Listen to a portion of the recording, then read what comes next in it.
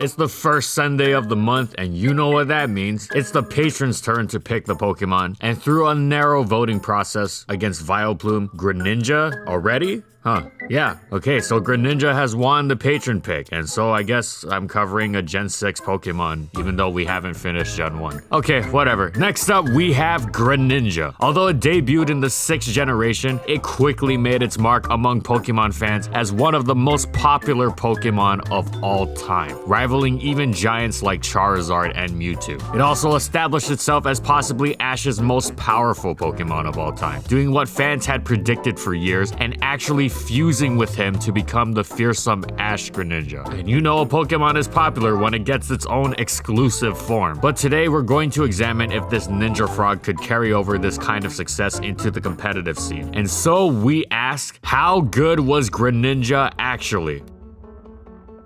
And in this video we'll be going over these competitive formats.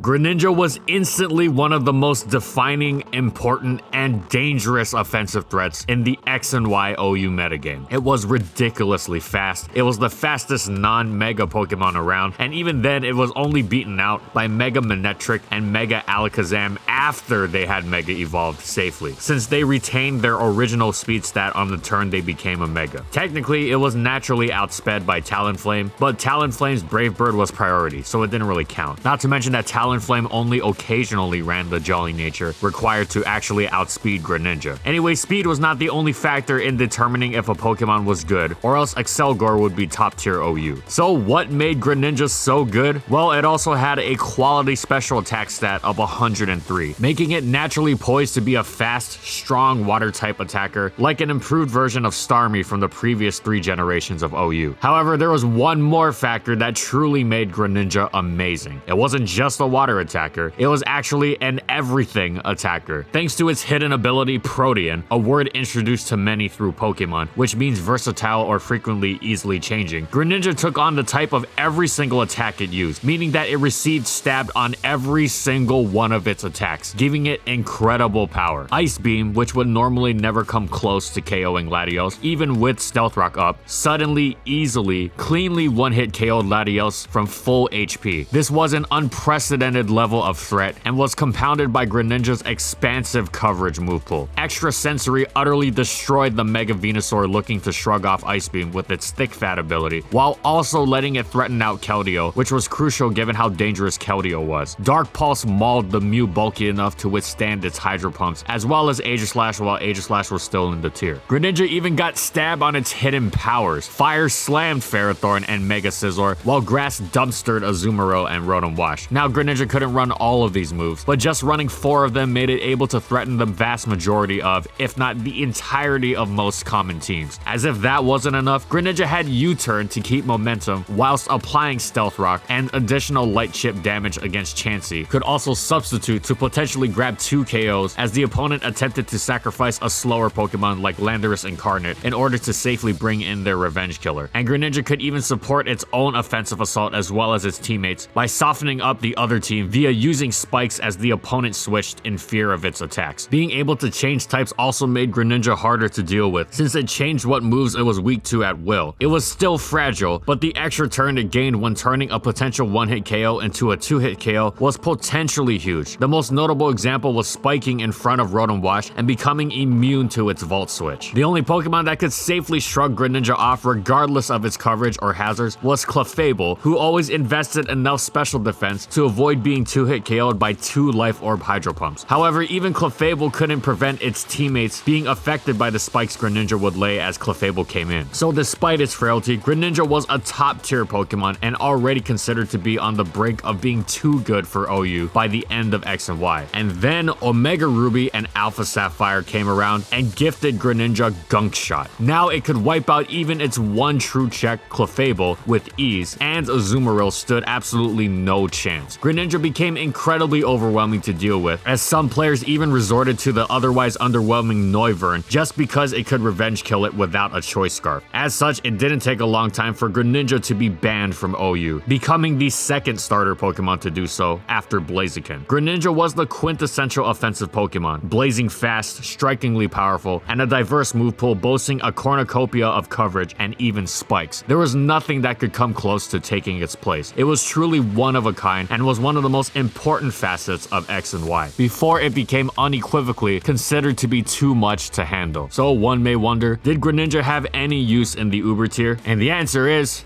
kind of, but not really. It certainly wasn't going to be overpowering a tier full of bulky monstrosities such as Primal Groudon, Primal Kyogre, and the Arceus forms, so it had to rely on Guile, Sonic Boom. It could use its high speed to set up both spikes and toxic spikes while taunting the opponent, preventing them from defogging its hazards away as it was faster than even Arceus, or setting up Stealth Rock. It could even use Shadow Sneak as its last move to turn itself Ghost type, thus blocking Rapid Spin attempts from Excadrill. While toxic spikes were potentially lethal against many common threats, such as the Primals, Xerneas, and nearly every Arceus, Greninja was a bit too hit or miss to carve out a real niche. It struggled against common leads like Darkrai and Deoxys speed and attack. That said, it technically did have a role it could fill for the enterprising Uber player, so at least there's that.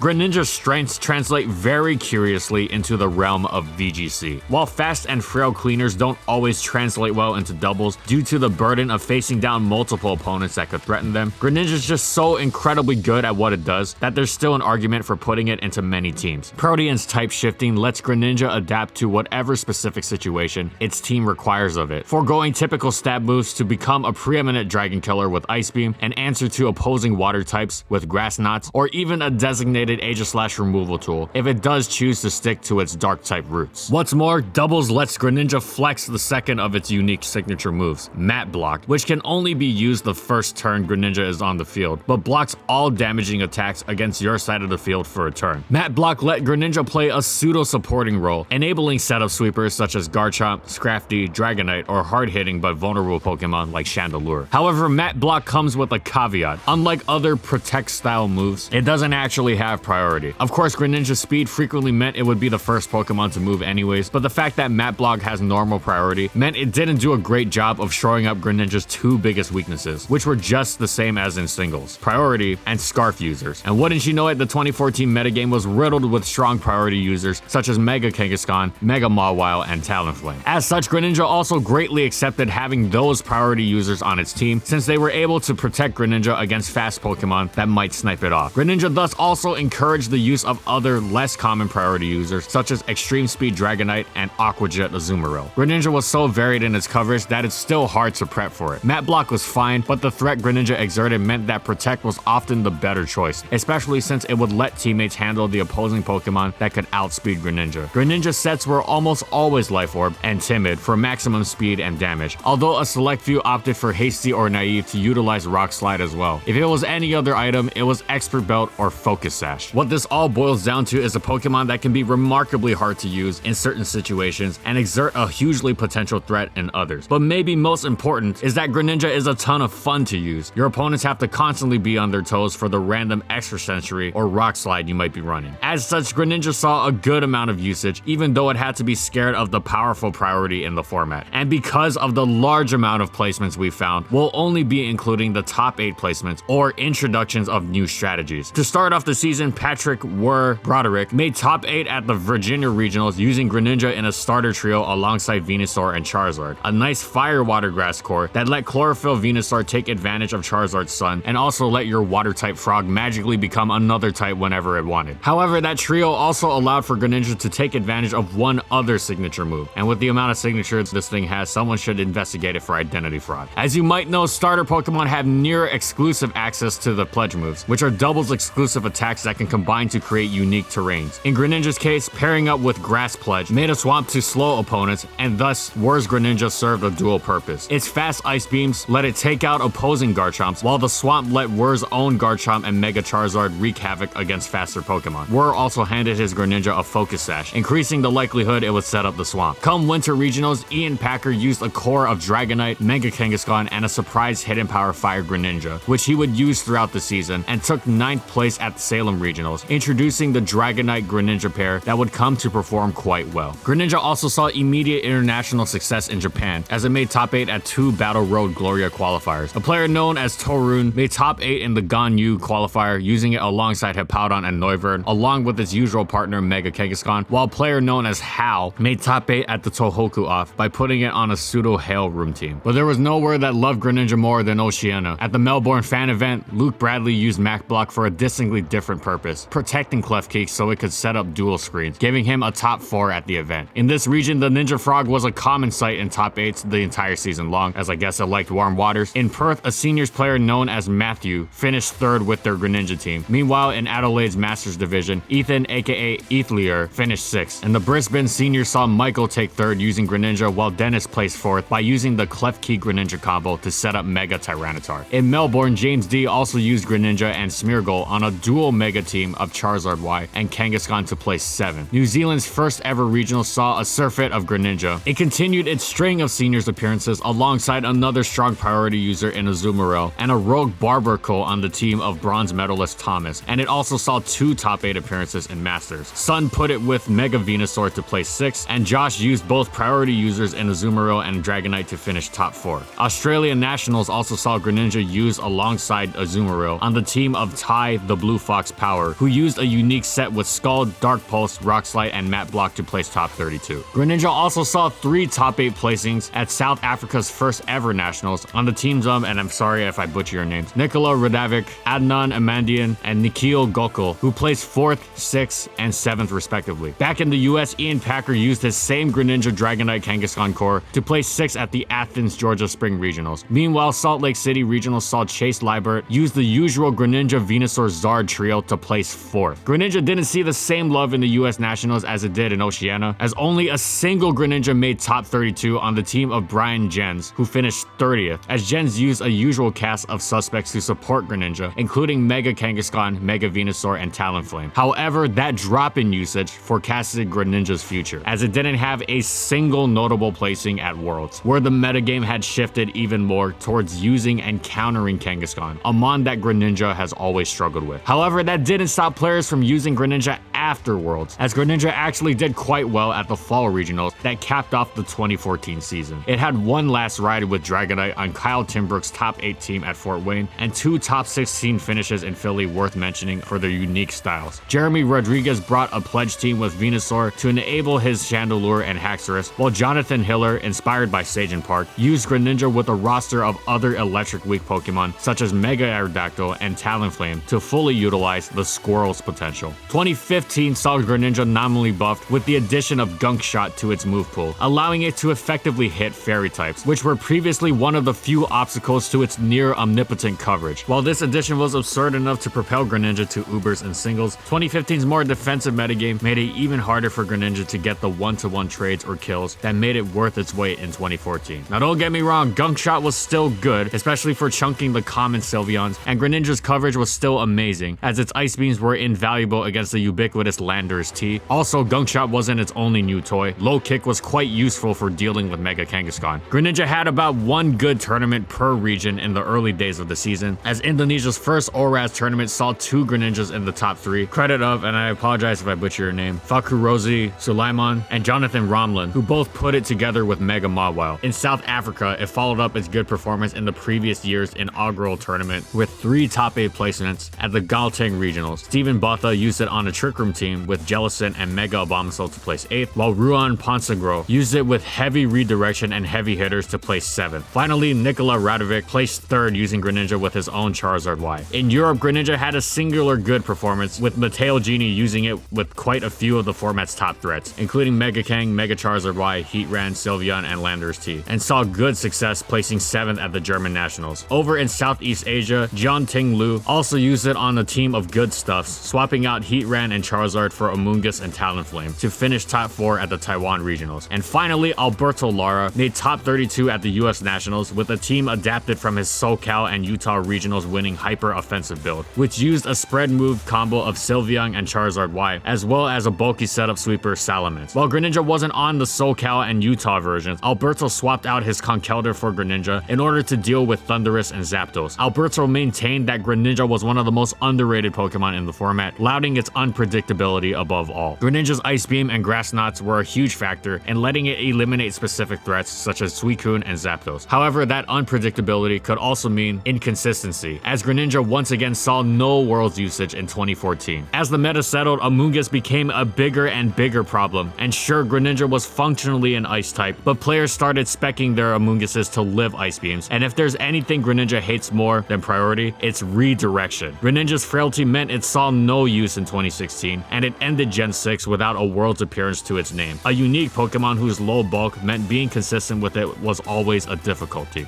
Greninja was released into OU once again with the release of Sun and Moon. The addition of Z moves made it even more threatening, as the power boost was welcome, especially since unlike many Z users, it would always have stab on its Z moves thanks to Protean. Plus, it could even increase its coverage with Dig, since when Z'd up into Tectonic Rage, it would remove the charge turn and absolutely destroy would-be walls, Toxapex, and Magearna. Z moves also helped it bypass even Chansey. Low Kick, the move it would use for Z fighting, would normally almost never even 3-hit KO the Pink Blob thanks to its low base power corresponding to Chansey's low weight. However, when boosted into all-out pummeling, it had a great chance to straight up one-hit KO Chansey after Stealth Rock, or other slight chip damage such as its own spikes. That said, Greninja was still a huge threat even without Z crystals attached. Life Orb was as powerful as ever, and even the downside of its recoil was now offset by the passive recovery of highly common Tapu Bulu and the grassy terrain it summoned. This was another point in Greninja's favor, as it thrived in 3 of the 4 new terrains. Besides grassy terrain's recovery, it also provided a boost for Greninja's potential grass coverage, letting it really plow through Rotom Wash and the occasional Gastrodon. Psychic terrain boosted Greninja's extra Sentry, which let it absolutely maul Toxapex as well as Amoonguss and Mega Venusaur. Finally, Misty terrain meant Greninja couldn't be status, notably protecting it from Heatran. As if that wasn't enough, it preyed on the rest of the metagame since its speed stat remained top tier, allowing it to outspeed and offensively check opposing threats already considered fast, such as Kartana, Mega Latios, and Tornadus Therian. The only common non-scarfed, non-mega Pokemon faster than it was Tapu Koko, which was not a safe switch-in. In addition to being a major threat itself, Greninja continued to set up spikes, making itself and its teammates even more difficult to deal with. As a bonus, it reliably threatened the defoggers, allowing the spikes to stick around. Although it usually focused on simply being as much of an offensive threat as possible, Gen 7 saw Greninja become capable of taking on more of a supporting role with a Choice Scarf set. While it may seem counterintuitive to put a scarf on Pokemon with speed as high as Greninja's, it helped its team deal with the many Pokemon who could boost their speed to higher levels. It outran every other opposing Choice Scarfer such as Kartana and Tapu Lele, protecting its team from getting cleaned up by their stabs late game. It also checked monsters like Quiverdance Volcarona and Dragon Dance Mega Charizard X with Rock Slide, and even outsped the Pokemon that commonly doubled their speed like Shift Gear Magearna and Swift Swim Mega Swampert in Rain. In addition to its unmatched speed, it kept momentum with U-turn and even pressured the opposing team with spikes or toxic spikes, making it a diverse, easy-to-use Scarfer. Now, while regular Protean Greninja was a tremendous Pokemon, the 7th generation had blessed it with an even better ability, Battle Bond. This may seem lofty, as not many abilities can match Protean's use for offensive Pokemon, and losing it is a blow, but Battle Bond's benefits were absolutely incredible. Upon KOing an opposing Pokemon, Greninja would evolve into Ash-Greninja, a Pokemon that would without question be Uber if it started the match in this form, as it boasted a speed stat eclipsing even Tapu Koko's, and even more impressively, a special attack stat suppressing that of the mighty Kyogre. It also had Landorus Therian's massive attack stat, but it didn't even need it on most occasions, as it only sparingly used Gunk Shot or U-turn, with the latter being more of a momentum tool anyway. Ash-Greninja used Choice Specs, which gave it the power it needed to muscle through as many Pokemon as possible, maximizing its ability to brute force its way to a KO. Its main stab attacks, Hydro Pump and and Dark Pulse provided excellent powerful coverage, and though it had its fair share of answers, such as Grass types, Toxapex, and Assault Vest Magearna, those could be exploited with spikes on the switch, which would wear them down throughout the game and made Greninja significantly more difficult to check later in the game, allowing it to evolve and finish the opposing team off. As if all that wasn't enough, Greninja was not only capable of checking opposing threats naturally with its excellent speed, but it could check even faster Pokemon with its powerful priority Water Shuriken that also got a base power increase once Greninja evolved. It sometimes even fit Ice Beam over Spikes if paired with Spiking Ferrothorn, making it even more difficult to check with Pokemon like Tapu Bulu or Assault Vest Tangrowth. It could also potentially be even stronger, as Rain teams bolstered its Hydro Pump and Water Shuriken alike, giving Ash-Greninja an even easier time to evolve and sweep. Ash-Greninja shaped the entire tier, and one had to go out of their way to be incredibly safe against it defensively, or they would just get crushed. This wasn't just another offensive threat like Tapu Lele or Kyurem Black that one could just cut their losses against and then revenge kill with more offense. This was the offensive threat to end all offensive threats, and it was merciless. It required care in both the team builder and even the battle, because if given even a slight bit of leeway, such as its soul check being put in range of 2 Dark Pulses and opening itself up to that nasty 20% flinch rate, then Greninja would take it and run away with the game. Plus, players didn't initially know whether the Greninja on the opposing team was Protean or Battle Bond, and Battle Bond had to be accounted for more so because if left unchecked, it was snowballed like nothing else. So one switching to an Ash-Greninja check like Tapu Fini could potentially find themselves getting utterly crushed by Protean Gunk Shot. Both variants of Greninja were a defining feature of Generation 7 OU, and Ash-Greninja in particular revolutionized the metagame.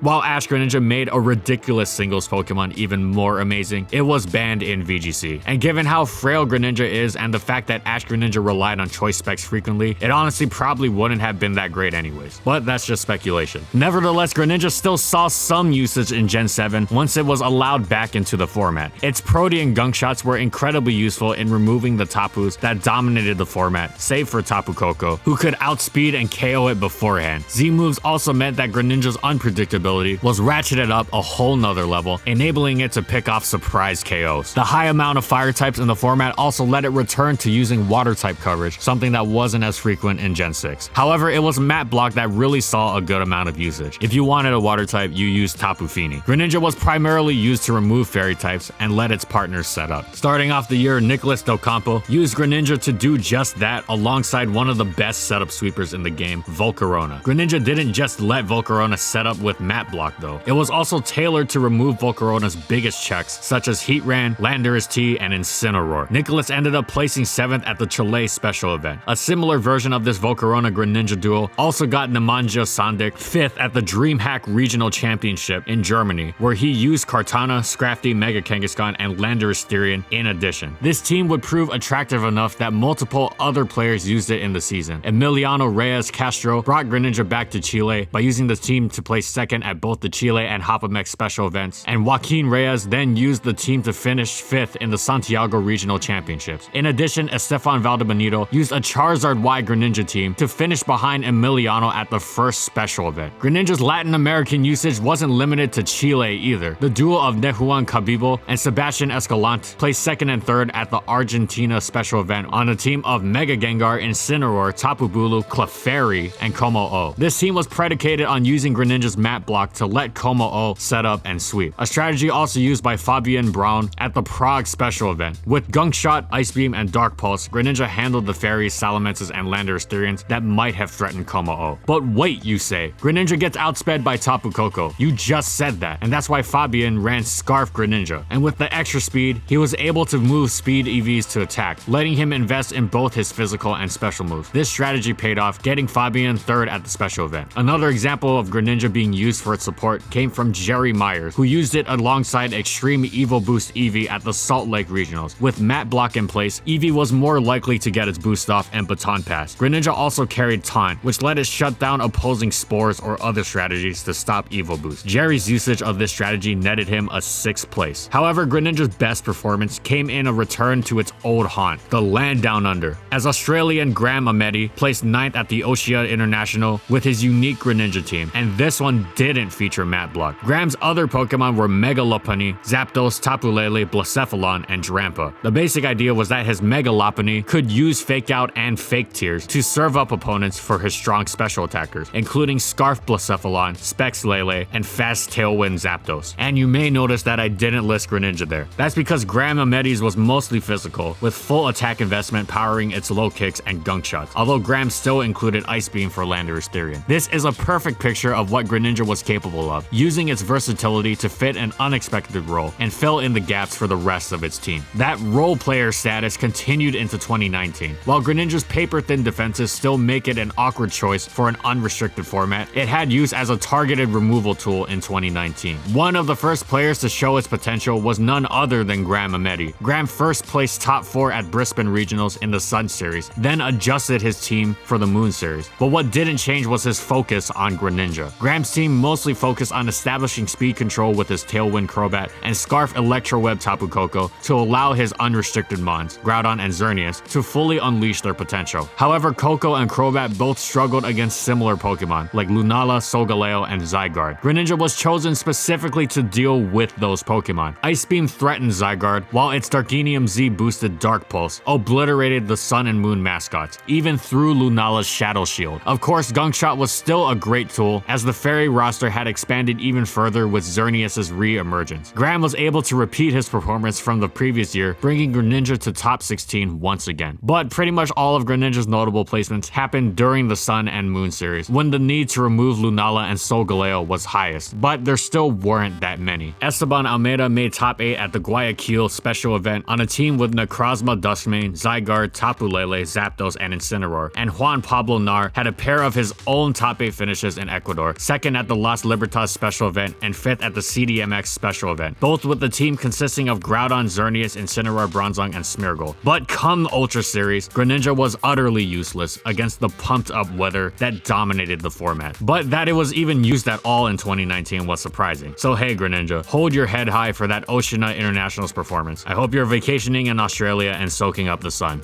And that's it. So how good was Greninja actually? Well, despite only existing in 2 generations thus far, it has established itself as one of the most dangerous offensive Pokemon of all time. Its debut generation saw it run over just about everything in its path with its tremendous speed, good special attack, and excellent coverage bolstered by one of the most incredible offensive abilities of all time, Protean, which was enough to get it banned once it gained Gunk Shot and was able to one-hit KO its sole reliable check. It returned to OU in Generation 7, once again pulling its Protean tricks, but also equipped with an ability somehow even better than Protean, the incredible anime-inspired Battle Bond, which upon grabbing a KO would turn it into one of the most menacing Pokemon to ever grace OU. Now, its frailty meant it couldn't bring its single success over to the doubles format of VGC, at least not in all of the formats, but it could still definitely pull some tricks, as evident by its many placements in Gen 6, especially 2014. Overall, Greninja has been an absolute